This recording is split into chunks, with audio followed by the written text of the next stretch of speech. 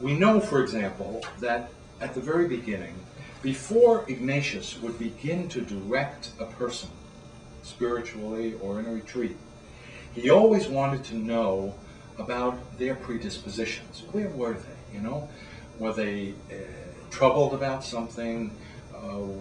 What kind of prayer life did they have? Was there some need that they had, etc.? Was there some obstacle that they were facing? Because all of these predispositions would enter into the whole process of a retreat and the way in which he would direct them. For some, he would say, simply do the first week. That's really all that you really should be doing at present, given your present condition. So context was very important for Ignatius in determining how he would proceed in the exercises. The same thing is true in education.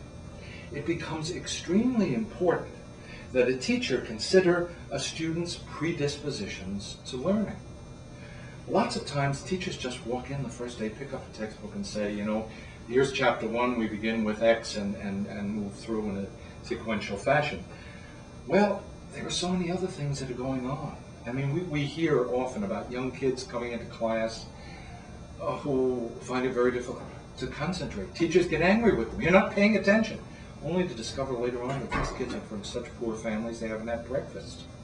You know, the context, the real living situation affects the learning process.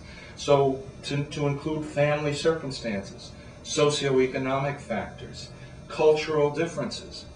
It happens very often that Anglo teachers in dealing with Latino students do not understand the cultural differences. And an Anglo teacher will be correcting someone, and the youngster will stand there with his or her eyes down, and the teacher will say, "Look at me!" And you know, a Latino student, when he's being corrected, would consider it really an affront to look at the teacher. It's a way, in effect, of showing deference and listening. But the cultural difference needs to be known. We need to know the context in order to be effective in working with students. Religious commitment, as well as previous learning. What do they already know? I mean, we've already talked about, you know, building upon sequential learning, etc.